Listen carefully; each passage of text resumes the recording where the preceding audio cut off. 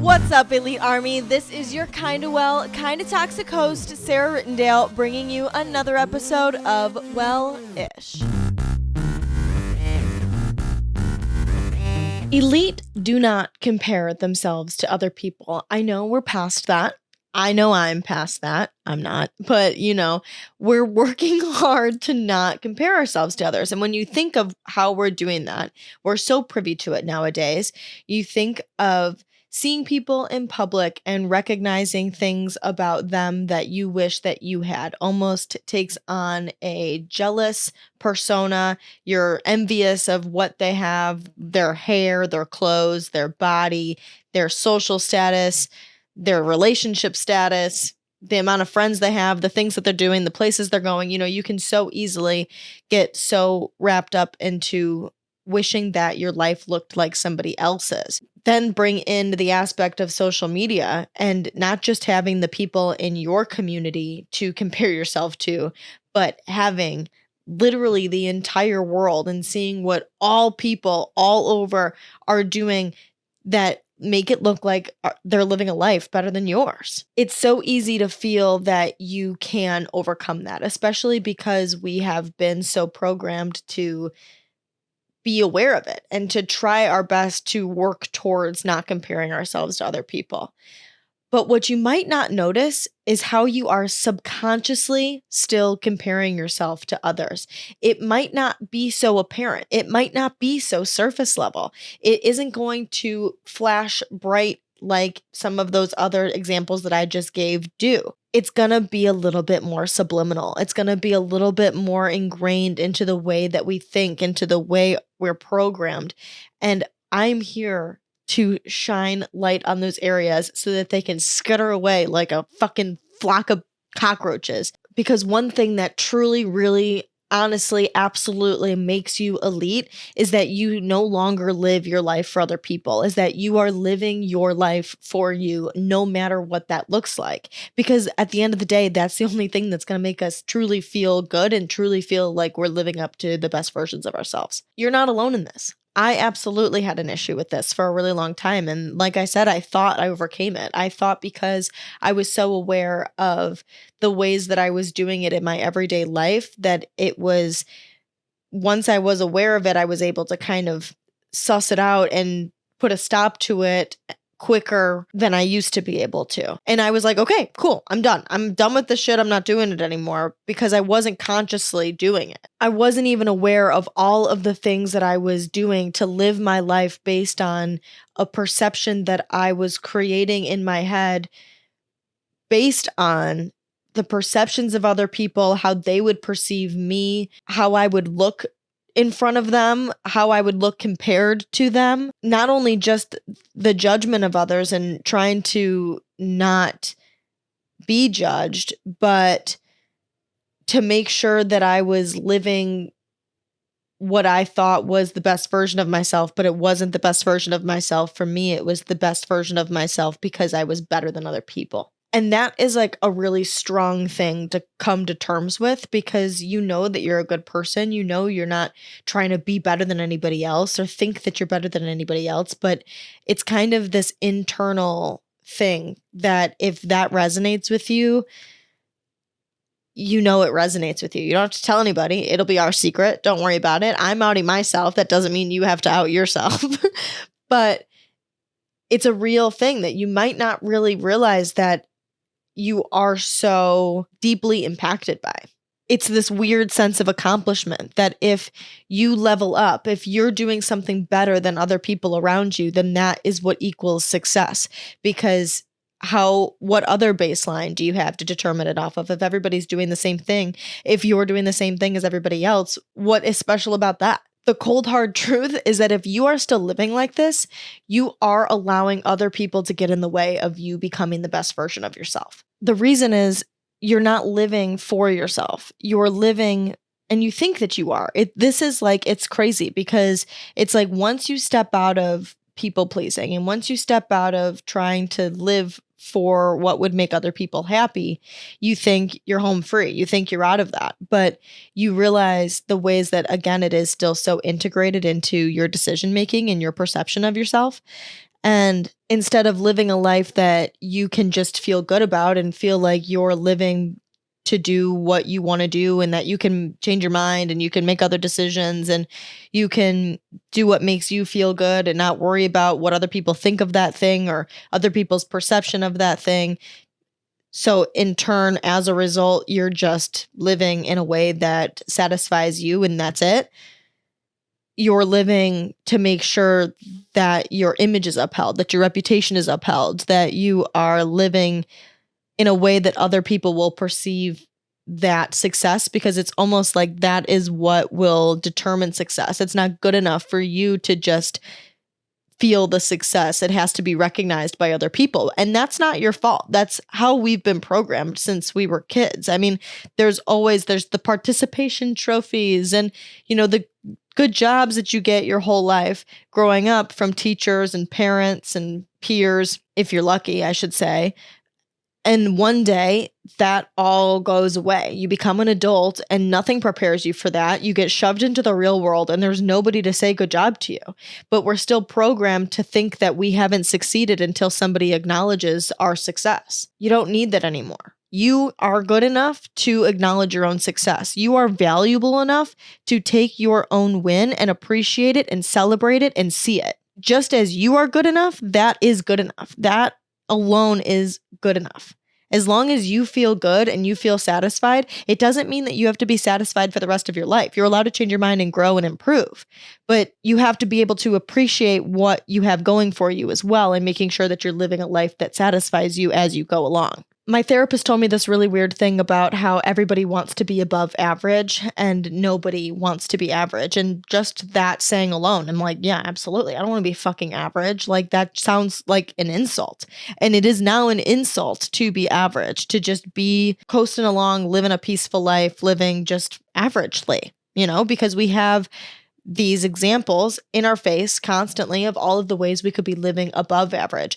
And so there was this study that if people are asked in a questionnaire, could be in regards to anything, 85% of people will, this is what my therapist said, 85% of people will mark themselves as above average, which I think is crazy.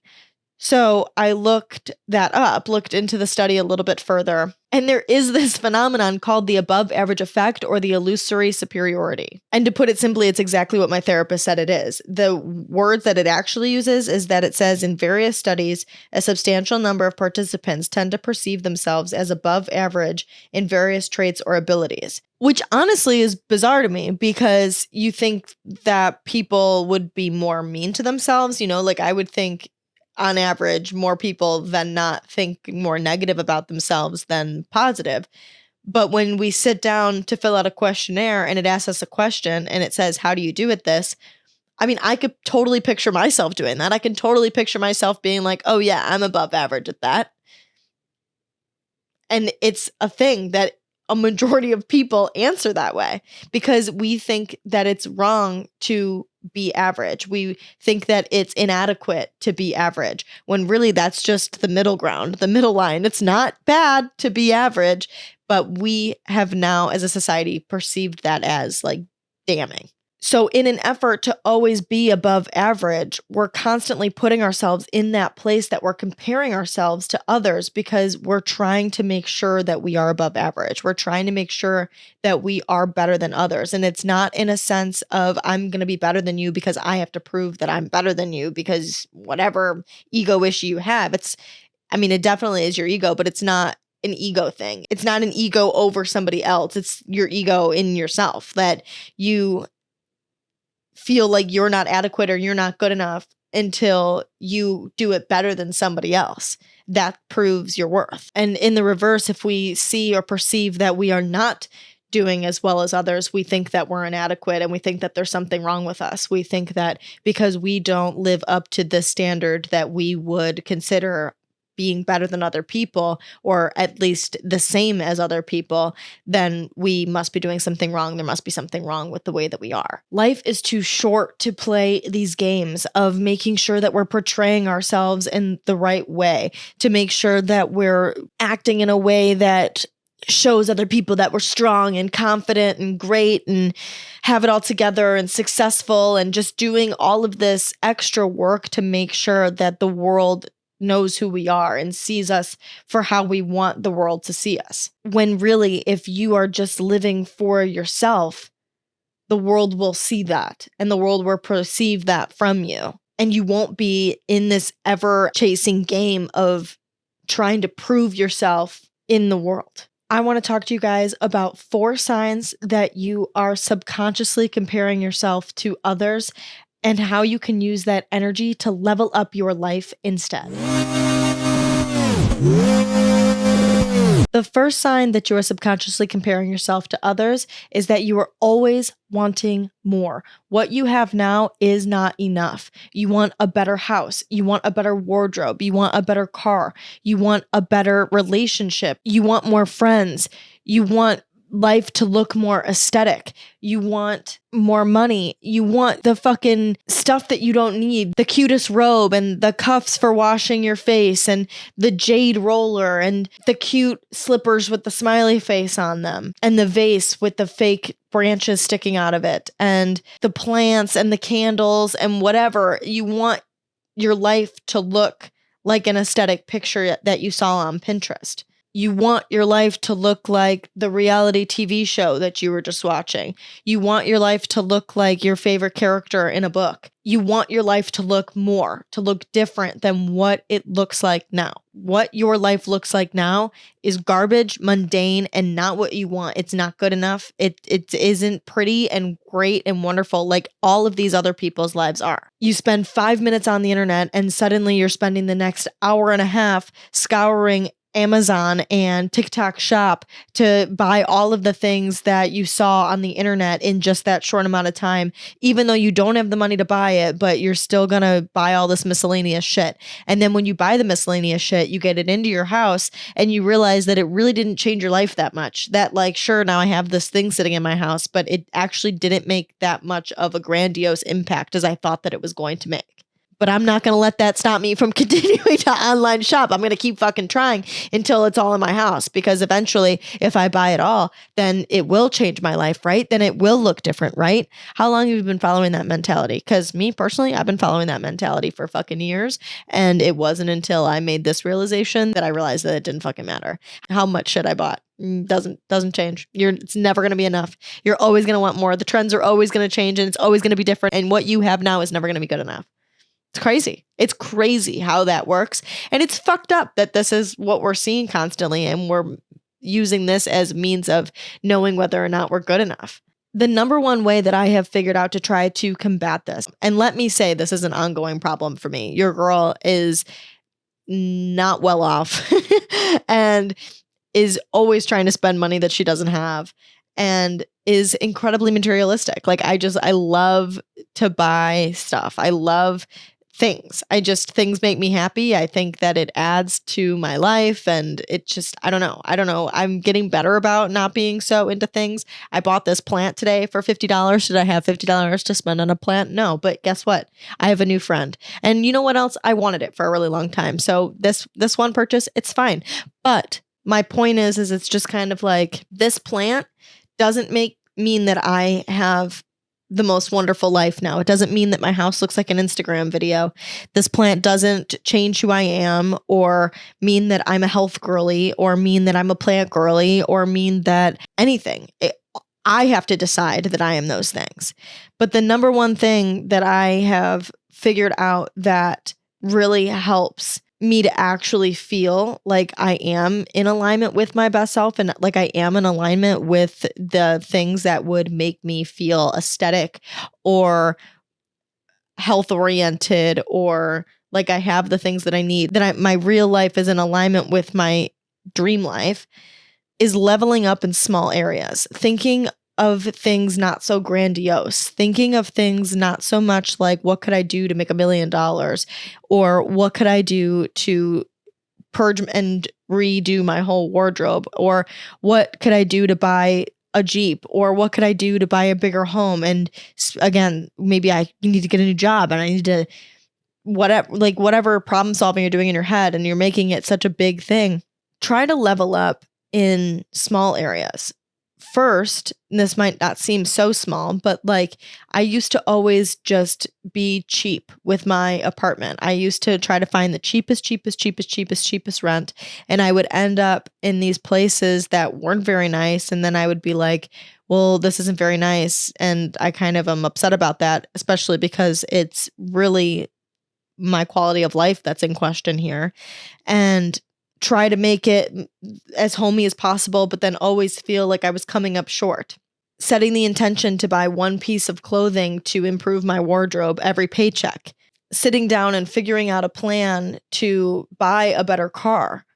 Budgeting my money, figuring out what it is I can afford, learning about what it means to be upside down on a loan and how I would go about problem solving, getting a new car if that was something that I wanted to do. But instead, I sit here and I fantasize about it and I complain about it in my head and I use it as a means of me feeling like I'm not good enough. And then I watch other people go by on the street with the things that they have and think, wow, I'm just never going to be good enough, huh? We went the other day to look through neighborhoods in our area, and we went through a neighborhood that was just fucking beautiful. And I really, truly, genuinely had the thought in my head that I never thought that I would ever be able to live in a place like this. And I still don't live in that place, but it was like this thought of like, I couldn't live in a place like this. Like, this is crazy. Like, my life will never look like this. It seems like it's some fairy tale land that's like way far off. Almost like a child thinking about what their adult life will look like, that you don't think it will ever actually happen. That day will never actually come. And that's kind of how that felt. It felt surreal. Like, why would I be looking at a place like this? So nice, so cute. So the houses are so great. Like, the neighborhood looks so nice. I would never live in a place like this. But what if I could?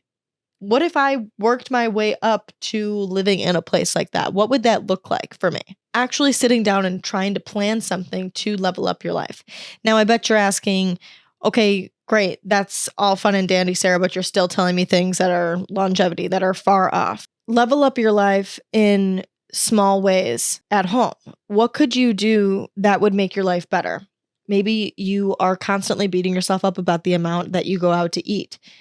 Making yourself healthy meals at home will not only be a fun hobby for you, but it'll also make you feel like you're being productive. It will make you feel just straight up proud of yourself that you made a meal for yourself and fed yourself and it was good. Or maybe it wasn't that good, but it was a learning curve and eventually it'll get better. I've been doing yoga every morning because I do the 30-day challenge with the yoga person that I really like to do. And so that's been leveling up my life, just doing yoga every day and being active in some way every day. It doesn't mean I have to go to the gym. It doesn't mean I have to go lift weights because that's a lot of work sometimes. I do that too. I've been doing that honestly like 2 to 3 times a week. And I do yoga every day. And if I don't do that, I go on a walk or on a run. I try to do something active. You could stretch, just setting an intention and following through with that intention levels up your life. You have to identify what leveling up your life looks like for you. Don't just look at the internet and see all these things like people traveling and buying things and going places and having a lot of friends and thinking, wow, like I really wish I had that, and then sitting in your ass and not doing anything about it. Level up your life in a way that you can actually attain. Think about your community. Think about what's close to you. Don't think about the far offness that the internet makes it so easy to think about. What ways could you contribute in your community? What ways could you volunteer? What ways could you collaborate with other people in your neighborhood?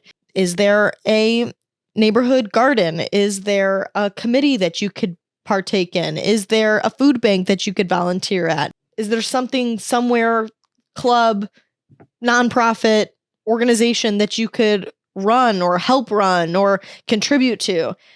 Something that will make you feel like you're leveling up your life in other areas, that you'll feel more proud of the life that you do have. You don't have to be rich and famous to have a good life. It's okay to be where you're at. You can always work towards that if that's a goal of yours. You don't need to have this crazy, awesome Instagrammable life to determine that your life is good.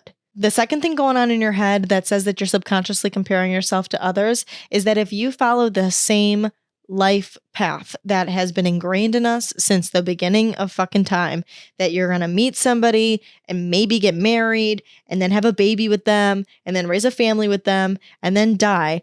And if you follow that path, that means you've failed. I completely 100% relate to this mentality, and I am still working on shaking that mentality. I don't think there's anything wrong with not wanting to live that way, and I don't just want to live mundane. Like, I want to do more things with my life than to just have a family and be happy with that. I would like to do that, and I think that's an awesome thing to do, but I want more in my life than just that.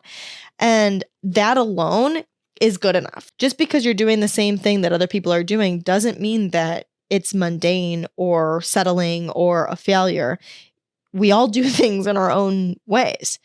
Think about the families that travel with their children and do all of these like great things, but that's not even my point. It's easy to feel like you don't want to settle. You don't want to live a white picket fence life. You're trying to rise above and be different and start a business and make generational waves and break generational curses and make a difference, help the world, make a name for yourself. Like, these are all awesome, big goals to have. And I'm not saying don't have them. Obviously, that is not what I'm saying. I'm not saying because you think that means that that's bad and you're subconsciously comparing yourself to others. What I'm saying is that if you're shitting on yourself for things that you actually want to do, but you think that they are bad and make you a failure because there's something that other people are doing or that everybody else is doing. And again, we're talking about subconsciously comparing ourselves to others. If you think about what you want to do with your life and you take away the aspect of that thought that correlates to the opinion of other people or how you will look to other people, what do you want to do with your life? What do you want to do with yourself? Do you want to get married?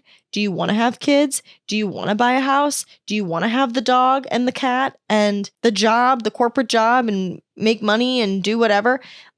Is that what you want? You can also want those other things. You can also want to solve world hunger and create world peace and start a business and make money and break generational curses. You can do all of those things, and you can do the things that everybody else is doing too.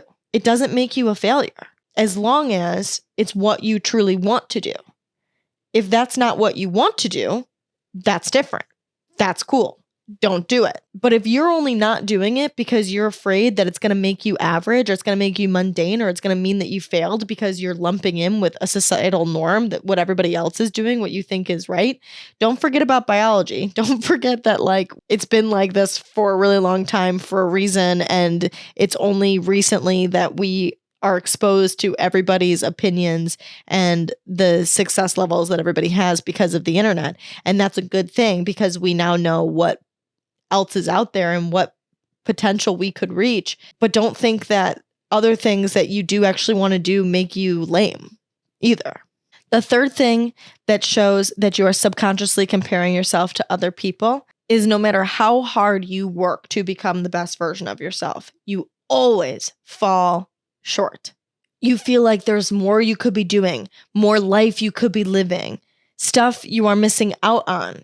You're not doing your skincare routine enough. You're not making eye contact with people enough. You're not exerting confidence enough. You're not doing enough yoga. You're not drinking enough green tea. You're not doing enough ice roller thing on your face.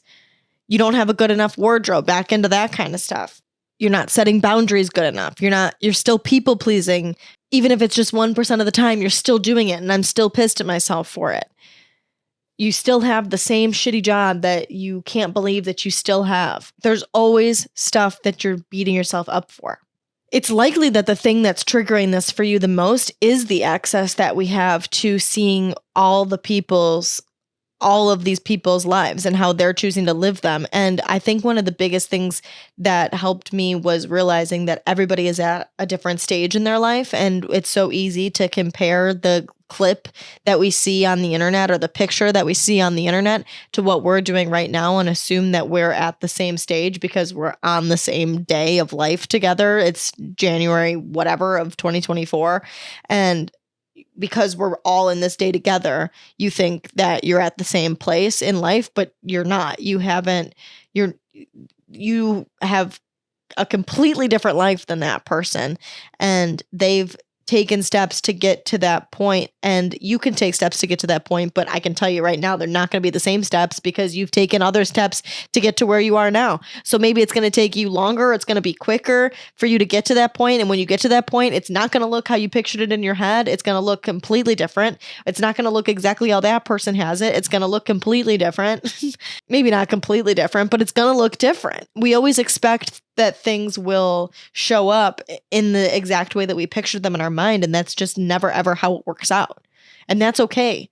They're still good. It's still good. It's just kind of harder to recognize because it doesn't always show up exactly as we pictured it in our head. But we have to be aware of that. And I think just being aware of that and knowing that it's not going to look exactly how we pictured it in our head will make us, it'll turn our radar on to like know when those things that could possibly be what we've been working towards start showing up in our life. The very, very best way to overcome this is to identify who the best version of yourself is and start showing up as that person as much of the time as possible. Know that this is going to be an ever-changing thing. The best version of yourself is always going to change. It's always going to be something that you're striving for, because once you reach a certain level of being the best version of yourself, your brain is going to come up with more things that would help you better align with the best version of yourself. And it's better aligning this new version of you with a better version of you. You definitely do feel like you are living with your best self the more that you act in accordance with that person. But just like anything else in life, there's always the next step, the next phase to work towards.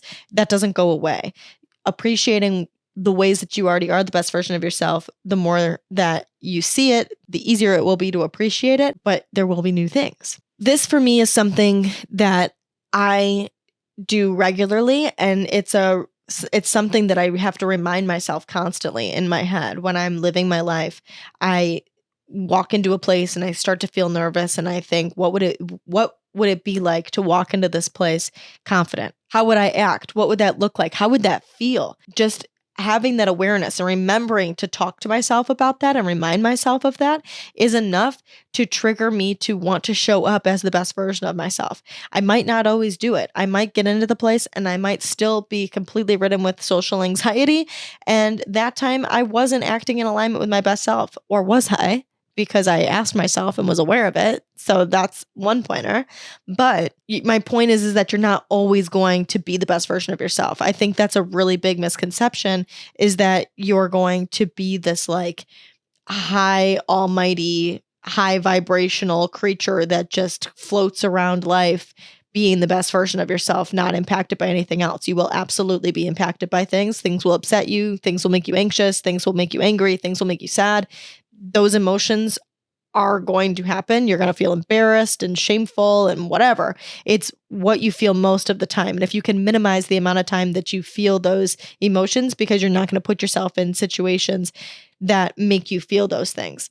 And the point is making sure that as often as possible, you are showing up as the best version of yourself, that you are acting in alignment with the best version of yourself, remembering to ask yourself who that person is, answering that question in your head, and then acting accordingly. One really cool way that I have found effective to do this is to write a letter to yourself.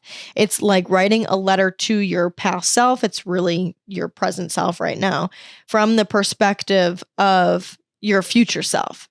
Telling your past self, air quotes around past self, because it's your present self again, all of the things that you've accomplished, the type of person that you are, the things that you're doing, what makes you happy, who you are proud to be, because it's going to highlight for you now what things you want to accomplish in the future, what things are important for you, what are your values that tell you that you are the best version of yourself, so that you can start living up to those things and notating in your head what that looks like and what's important to you, and start becoming closer to that version just because you've identified it and it's painted out, it's spelled out right there for you. It's not just swarming in your head like the rest of the nonsense, like you wanting Taco Bell and you having a scratch on your butt and your boyfriend irritating you and the task that you didn't do at work.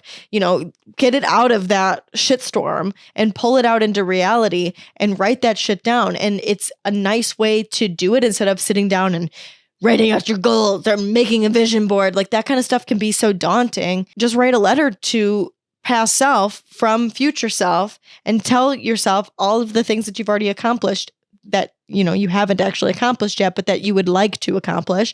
And it paints that picture for you so that you know what to work towards. The fourth and last thing that signifies that you are subconsciously comparing yourself to others is you are constantly seeking outside validation. You always want the approval of others, and you have a hard time making your own decisions. You feel like if you make the wrong choice, that your life isn't going to go the way that you want it to, and so you ask for help, and that's a good thing to ask for help. But why are you asking for help? Are you asking for guidance for you to turn around and then make your own choice, or are you going to make that choice based on what somebody else said for you to do?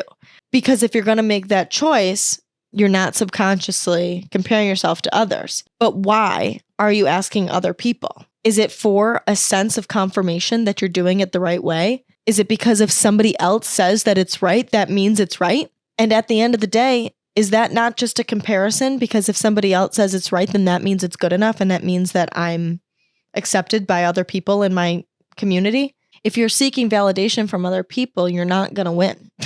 If you're constantly looking outside of yourself for signs that you are worth it, it's not going to come. Or maybe it is going to come because some sign is going to tell you that you are. And then at the first sign of doubt from yourself or from another person, it's all going to crumble. And not being able to make decisions for yourself constantly. And I mean, this was so me. Like, I remember going to the store and not being able to pick out a pair of shoes by myself without having to ask somebody for assistance. Which one do you like better? And then I would go with whatever they said. Now, it is harmless to an extent, but it's like, but are you never making any decision for yourself because you think that your decision isn't good enough because somebody else knows better than you what would make you feel satisfied? No. But somebody else giving you an answer isn't as scary. It doesn't take individuality. It doesn't take vulnerability to say, this is what I like and this is what I'm going to do. It allows you to slip under the radar and be good enough for other people. Again, comparing yourself to others. You're good enough to fit in with them. Instead, what you can do is a few things. First, you can practice validating yourself. The way that I have found most effective to validate myself, because this was one of like the hardest things to do, I swear to God, validating yourself, is sometimes just simply reframing it that way gives you an answer right away. Just pounding validation into your head, reminding yourself over and over again that your decision is worth it, that your decision is good enough, that you have a good sense of style, that you have your best interest in mind, that you are smart, that you are money savvy, that you are always trying to do what's best for you, that you are a good person, whatever. Like, you have to pound validation into your head, even if you might not believe it at first, but remembering to constantly be validating yourself in ways like that. You start to feel a little bit insecure because you're out in public. I'm a likable person. People enjoy talking to me. I have friends for a reason. My family likes talking to me for a reason. Whatever your truth is, say it to yourself. My cats like to be around me. I'm a likable person. Babies like me. Animals like me. I like me. Validate. Realistic self-talk. Realistic self-talk over positive or negative self-talk is number one. You're freaking out. You don't know if the thing that you're doing is the right thing. So what happens if it's the wrong thing? What will you do? What will be your course of action at that point? What will you do if it's the right thing? How will you behave? What realistically can you expect from whatever situation playing out? You can improve your sense of self-worth. You do this by proving to yourself that you are a good person. Identify to you what makes a worthy person and find areas of your life that you have exemplified that. Prove to yourself that you are worth it. I try to make other people comfortable. I try to make other people smile. People have complimented me on whatever trait, physical or internal. Decide what would make you worth it, how you would view someone as worth it, and find areas of your life that you have proven that to be true. And if you haven't, now you know it and you can create it, which leads me into the next one of self-trust. Do what you say you're going to do. You see this area that you could improve upon it. Say, I'm going to drink water today, and do it. You tell yourself you're going to start doing a morning routine, do it. And then if you lose energy, move it around and do something different that you do have the energy for, even if it's bare bones, something super simple like waking up and stretching for 3 minutes. You did something that you said that you were going to do. The more that you follow through with your own word, the more you know that you can trust your own word, and the more you know you can do whatever you want. You can accomplish whatever you want because you trust yourself to do it. And it starts with small things. And lastly, strengthening your decision-making skills. The same with self-trust. You start small and you go with your gut. Am I going to eat pasta or rice today? And you make that decision.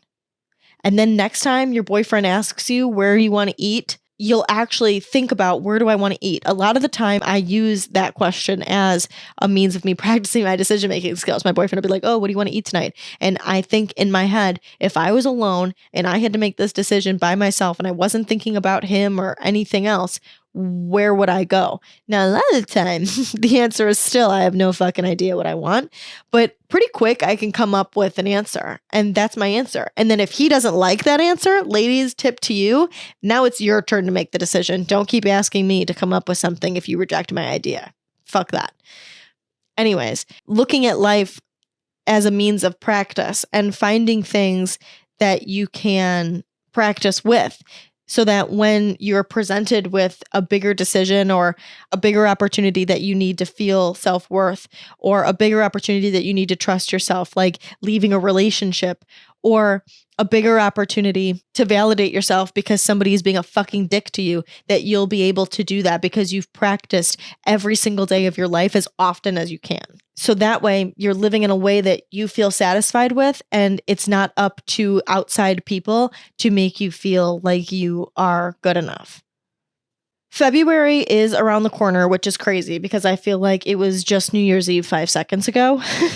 But that being said, if y'all don't remember, that means that we have 28 days to spend 100% together. I'm bringing back the 28 Days of Self-Love Challenge because without self-love, you cannot accomplish anything in regards to becoming the best version of yourself. Because without self-love, you cannot be your best self. I'm really looking forward to talking to you guys again. I'm not 100% sure yet how exactly I'm going to execute it. I'm deciding between a few things here, but it will be happening. So mark your calendar starting February 1st through the 28th. There will be one podcast every single day. They're typically shorter podcasts, 15 to 20 minutes long, that we discuss all the different aspects of self-love, that we get into the nitty-gritty, all the different aspects of what it means to truly love yourself. I am hoping, and my plan, what I'm kind of leaning towards, just I'll give you a little spoiler of one of the things that I'm thinking about doing, is instead of having just straight 28 days of me talking at you, is we will still celebrate our Monday episodes by having a guest on each Monday that pertains to self-love. So if there's anything that you think would be cool to hear, please let me know. Send me a text, shoot me a DM. Let me know what you think you would really enjoy or benefit from hearing in regards to self-love this February. Or if you have any other ideas, send them my way. I'm all ears. I'm happy to hear what you guys would like to listen to. If you haven't already, don't forget to subscribe to the show so that you are always up to date on becoming the most elite and wellish version of yourself. You can follow me on Instagram and on TikTok. They're both just my full name, Sarah Rittendale. Instagram has a dot in between my first and last name. And then you can follow Wellish for show updates at Wellish Podcast. Thank you so much for listening. We're going to have a kick-ass week. You are all elite as fuck, and I will talk to you guys next Monday. Bye, guys.